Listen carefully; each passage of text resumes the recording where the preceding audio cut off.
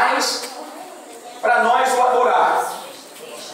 O que mais Deus tem que fazer ou falar para nós, para que nós venhamos estar na presença de Deus, como o próprio Jesus disse no Evangelho de São João 4,19 a seguir? Ele disse que Deus é Espírito, e importa que aqueles que o adorem o façam em espírito e em verdade. E eu entendo que Jesus estava se referindo aos verdadeiros adoradores, aqueles que realmente, eles, ao adentrar no átrio e para se aproximar do lugar santo, ele já tem trazido diante de Deus a sua adoração. Porque a adoração a Deus não é simplesmente um louvor. A adoração a Deus é tudo aquilo que procede de dentro do íntimo do nosso coração. Seja um louvor, seja uma palavra, seja uma ação, tudo que nós fizermos relacionado a Deus de coração, isso está fazendo com que Deus seja glorificado. Aleluia. Por que eu estou falando isso? Porque Deus, ele entra na história do ser humano com uma função, trazer uma revelação para o homem e para a mulher, para que nós pudéssemos saber quem era Deus e o que Deus era. Então vem a revelação, e essa revelação ela vem quase que encoberta, porque eu estou falando aqui da Septuaginta, do Velho Mandamento. Eu estou falando de uma era que Deus, para falar com o homem, tinha que haver uma intercessão de alguém separado para ser sacerdote consagrado por Deus e ungido para a obra do Senhor. Era como então o filho de Manoá, chamado Sansão, que foi gerado pelo poder de Deus no ventre da sua mãe, e a ordem foi dada: olha, esse menino será chamado Nazireu de Deus. Porque a palavra Nazireu quer dizer que é alguém que foi separado, santificado para fazer totalmente aquilo que Deus mandava. Era dessa forma que Deus então se revelava no Velho Mandamento. Não é da mesma forma no Novo, porque na forma de Deus encarnado, ele se revelou ao mundo através do seu Filho Jesus Cristo. Mas já como nós estamos pregando aqui num dos livros de Moisés, e essa manifestação de Deus ainda era pelo seu Espírito, que não estava sobre cada um de nós ou sobre o ser humano, então a Bíblia diz que Deus escolhia uma pessoa para se tornar libertador de muitas. E até hoje, como todos nós temos o mesmo Espírito, no meio de todo esse povo ainda Deus tem escolhido alguns para ser libertador de outros. A Bíblia diz que nessa esfera bíblica ou espiritual, Deus começa a escolher homens e mulheres. As mulheres não estão de fora. Já no princípio da linhagem patriarcal, a Bíblia diz que Deus começa a chamar a Noé, a Abraão. Ele começa a chamar a muitos então dos patriarcas. Chega no tempo então dos juízes, e a Bíblia diz que Deus começa a chamar Jefté, Baraque, começa a chamar a Débora e a tantos outros.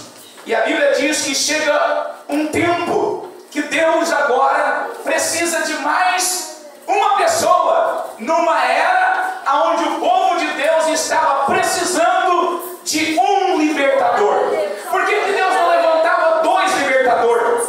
Por que Deus não levantava 3 libertadores na mesma estação? Por quê? Porque esse libertador estava indicando que um dia viria alguém, um único, que iria libertar verdadeiramente toda a humanidade da sua opressão. Aleluia. Então a Bíblia diz que nessa época, que fala não só no livro de Números,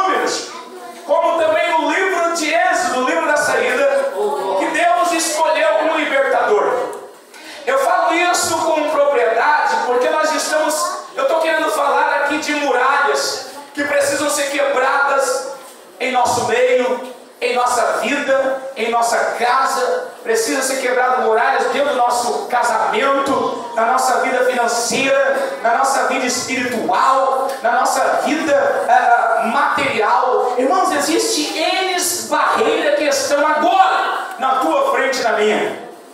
E a decisão para que essas barreiras caiam não depende de Deus. Não depende de Deus. Depende de cada um de nós. Como nós vamos nos apresentar diante do Senhor. Eu entendo que todos nós temos problema. Todos nós enfrentamos a labuta do dia a dia.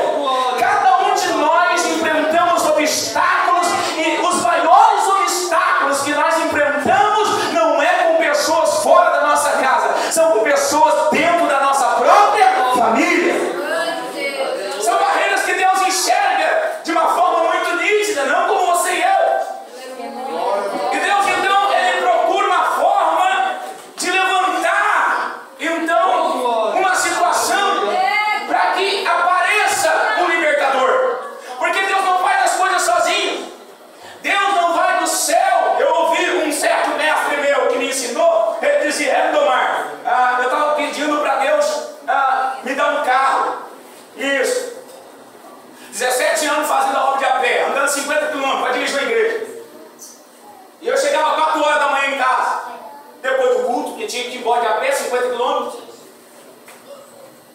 E aí um dos meus mestres, meu pastor, chegou e disse para mim: Domar, o que foi? Eu disse: eu quero que Deus me dê um carro uma vez para acabar com esse sofrimento. Eu disse: você está pedindo um carro? Você já se preparou para Deus te dar o carro? Estou preparado, vai me dar a qualquer hora. E ele disse: mas peraí, você já tirou a carteira de motorista? Eu disse: para quê? Não tenho carro ainda?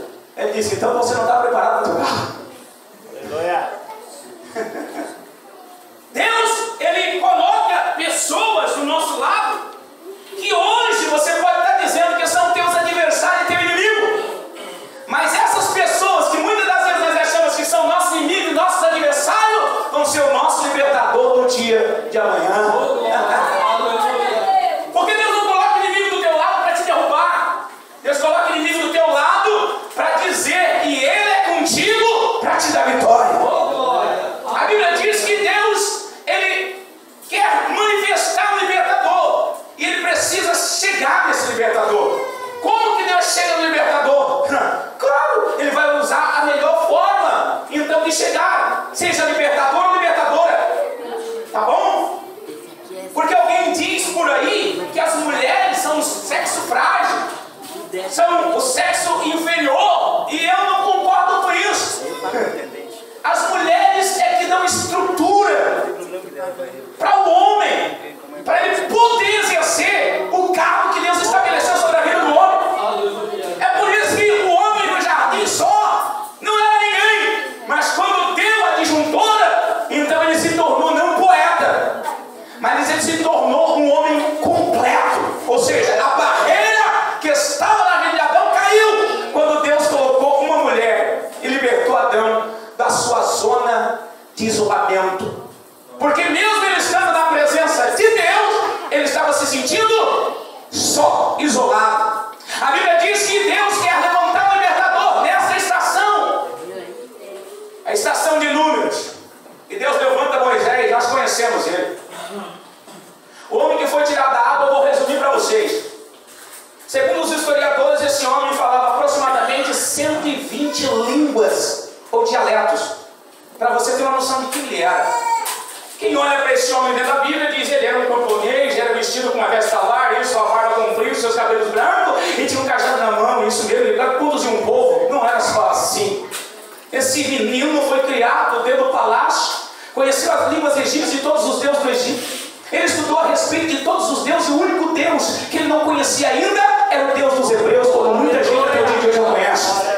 A Bíblia diz que esse moço que foi escolhido, não quando foi tirado da água, mas ele foi escolhido no ventre da sua mãe, porque é o melhor lugar que Deus tem para te escolher e para me escolher. Como disse o profeta Jeremias no capítulo 1, no versículo 4 ao seguinte, quando Deus então começou a dar um cargo para Jeremias, que ele já tinha mais de 40 anos, e ele disse: eu não sei falar. O Senhor disse: ei, não diga que tu não sabe falar, porque no ventre da tua mãe eu te conheci. trouxe, lá dentro eu te formei, coloquei minha unção sobre ti e te dei a esse povo como profeta para profetizar a minha palavra.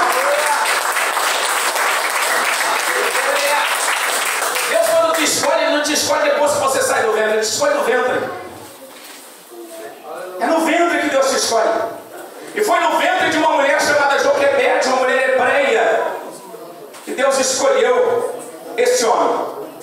Esse homem, ele foi separado. E a Bíblia diz que ele tirou um povo do Egito de 430 anos de escravidão. Uma barreira que parecia não cair. Uma barreira que parecia que nunca ia deixar de existir. Essa barreira, ela não estava ali. A Bíblia diz que essa barreira começou a ser construída depois que Faraó, então terceiro, assumiu o trono do Egito. E a Bíblia diz que José já tinha então morrido. E quando esse Faraó assumiu, ele pergunta: quem é esse povo que está aí? E alguém diz: esse povo aí? Esse povo aí é um povo chamado hebreu. Ele disse: mas o que esse povo está fazendo aqui? Porque esse povo não é egípcio. Por que eles têm terra aqui? Por que eles prosperam aqui? Essa terra não é deles, é nossa. E esse Faraó determinou que então os hebreus não tinham que ser tratados como os egípcios, porque enquanto José governava, então o povo estava na bênção. Mas quando José morre, então o Faraó abre um decreto e diz: eu não quero mais que eles governem, eles vão trabalhar para nós. E a partir desse momento começa a escravidão. Essa escravidão, segundo a Bíblia, é 430 anos. Ela dura, perdura. Uma geração, outra geração e mais outra geração, e gente nascendo e morrendo. E até que veio uma ordem dada por esse Faraó, dizendo: eu quero que mate todas as crianças do sexo masculino, porque a força do exército está nos braços do homem. Oh, glória! E a ordem foi executada. A Bíblia diz que os soldados chegavam na casa das mulheres hebreias grávidas e pegavam seus filhos, tiravam o braço da mãe. A mãe entrava em pranto, em choro, e os soldados chutavam a mãe para lá e tiravam a criança. Não importava, se tivesse de 2 anos para baixo, era morte na certa. O que eles faziam com as crianças? Eles jogavam no rio Nilo. Porque o rio Nilo era um dos rios que dava no palácio da princesa, só que esse rio não era só para afogar. Mas se dizia no ponto histórico que lá existia crocodílios. As mulheres que estavam grávidas, segundo historiadores, isso aqui é um absurdo. Diz que eles tiravam a criança à força do ventre e não deixavam nem a criança nascer. Por quê? Porque eles diziam: nós não queremos que se levante um exército contra nós. E a Bíblia diz então que naquele inteirinho, Joquebede fica gestante, esconde a gestação e dá luz ao menino. Esse menino nem nome não foi dado, segundo o escritor ou historiador. Ele nasce, a mãe oculta o menino, manda a irmã levar ele e colocar num cesto betumado e colocar no rio Nilo, no mesmo rio onde as crianças eram lançadas para morrer. Era lá que esse homem estava. Agora, navegando dentro de um cesto betumado para não entrada. E Miriam, sua irmã, estava acompanhando para ver aonde ia dar, onde a água ia levar. Por quê, irmã? Porque todo Faraó dizia que o rio Nilo era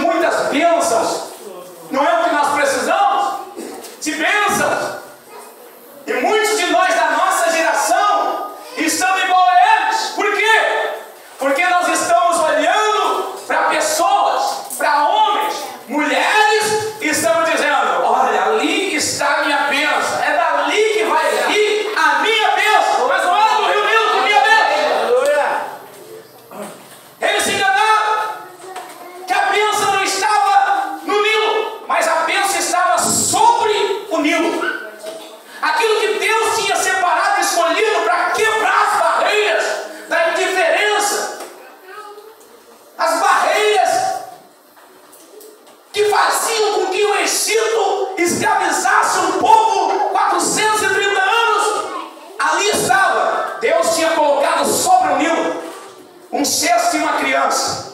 E Deus estava olhando o céu e estava dizendo: eu vou quebrar essa barreira da indiferença. Eu vou quebrar os portões do Egito. Esse povo não vai continuar aí onde está. Por quê? Porque eu sou o Deus desse povo, e eu, a minha mão operando, ninguém vai poder impedir a minha mão de resgatar esse povo, de quebrar essa barreira. A Bíblia diz que Moisés entra no palácio tirado por uma princesa, e lá ele é ensinado 120 línguas e dialetos. Conheceu todos os deuses do Nilo. Foi ensinado para ser um faraó.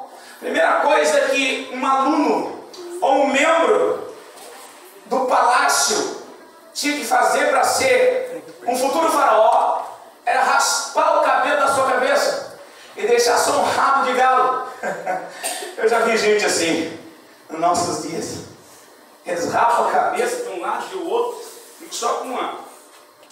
Lá no Egito, isso era uma preparação para o menino se tornar um faraó.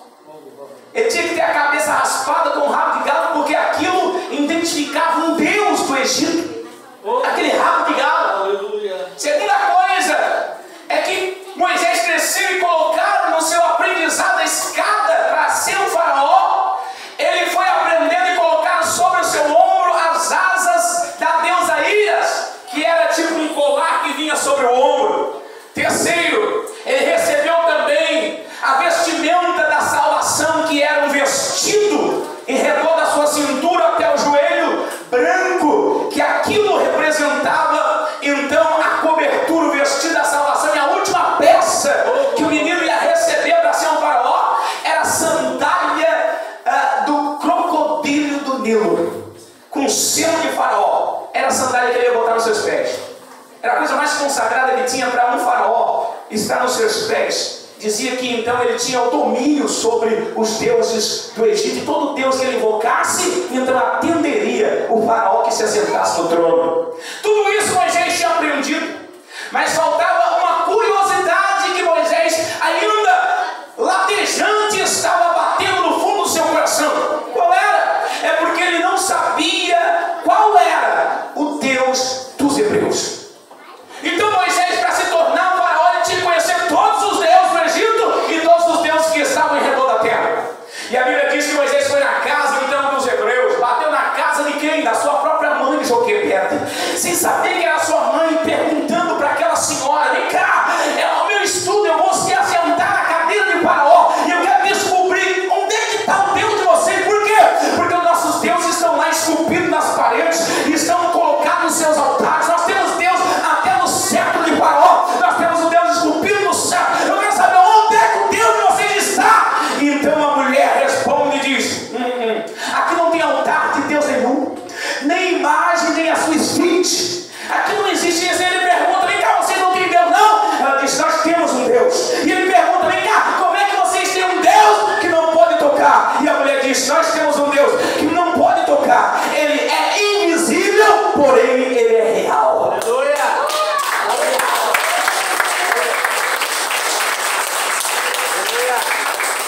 Não convenceu, né? Não convenceu. Mas ele disse: é real? Deus que eu não posso tocar? Não posso ver? Posso carregar? Ela disse: é. Tu precisa disso para acreditar no Deus? Eu te levo até ele. E ele disse: então me leva. Tá, aonde? Está 700 metros daqui. 700? Vamos lá. Onde é que é? As terras de Macpela. Livro de Gênesis.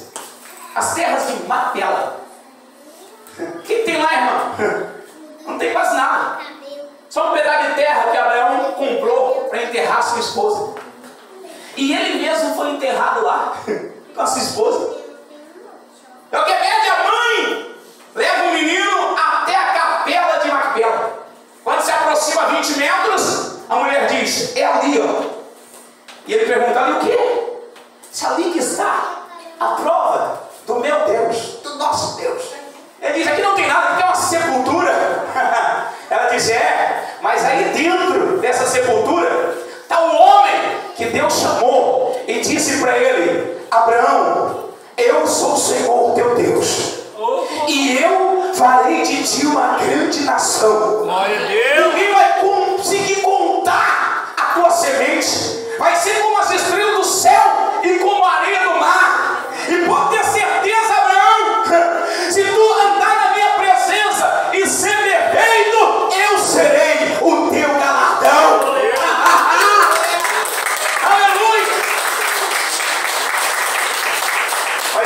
consegue encontrar o Deus que ele queria encontrar os seus hebreus, como ele encontrou os deuses egípcios. Mas a Bíblia diz que Deus se revela então numa ação, quando ele sai para ver os escravos, e ele se depara agora com um egípcio tentando maltratar um hebreu. A Bíblia diz que ele defende e mata o egípcio. Depois disso ele descobre que ele não é egípcio e que ele é o hebreu. É Deus se revelando. E a Bíblia diz então que a partir desse momento Moisés escapa, foge do Egito para salvar a sua vida. E é aqui que eu inicio a mensagem. As barreiras estão sendo quebradas. O palácio protegia muito Moisés, e o palácio estava tentando impedir Moisés de receber então a revelação maior, o propósito que Deus tinha na vida dele. Assim acontece na tua vida e na minha. Tem coisas que te blindam demais, impede de Deus manifestar a vontade de Deus na tua vida. Eu não sei o que está te blindando, quem sabe o conforto da tua casa, a boa comida que você come, o bom trabalho que você tem. Eu não sei o que está te blindando, mas eu tenho certeza que na hora certa Deus vai te chamar para o deserto e vai revelar a vontade dele na tua vida, e você vai saber que você faz parte do povo de Deus e que Deus conta contigo para você fazer uma grande obra. A Bíblia diz, Moisés, vai no deserto.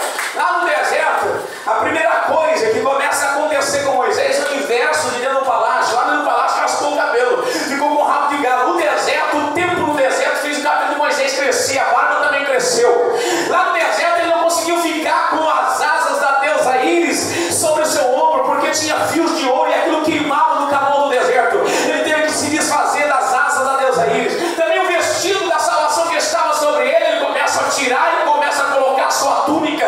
E a Bíblia diz que a última coisa que não tinha saído então da vida de Moisés era a sandália do crocodilo do Nilo. Deus vai quebrando barreiras sociais, barreira de religião,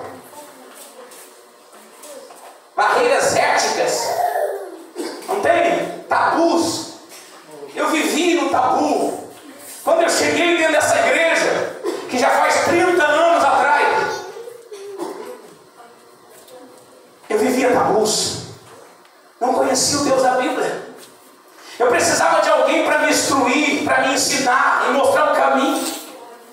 Isso, muito tempo ficamos em tabu, escondido dentro de uma capa, que na vida de muitos ainda essa capa ainda existe. Esse palácio com porta fechada ainda está trancada. Oh, glória! Na vida de muitas pessoas ainda hoje, ainda estão procurando deuses, porque não conhecem ainda o verdadeiro Deus dos hebreus. Glória a Deus! A Bíblia diz que Deus foi quebrando barreira na vida de Moisés. Tudo aquilo tinha que ficar para trás.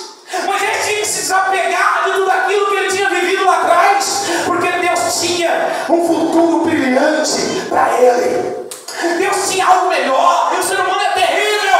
O ser humano não gosta de se desapegar do passado, gosta de ficar lembrando de passado. Ai, lembra daquilo, irmão? Ai, que luta que eu passei. O outro diz, meu Deus do céu, lembra daquela perseguição? Ei, deixa isso para trás, olha para frente.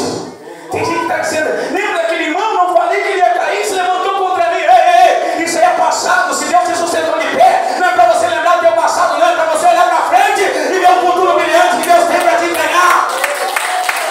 Olhando a lavada. Vai, Moisés, vai para frente. Mas o calor castigante, ele cria barreira. Durante o dia no deserto, 69 graus segundo os historiadores. À noite, 59.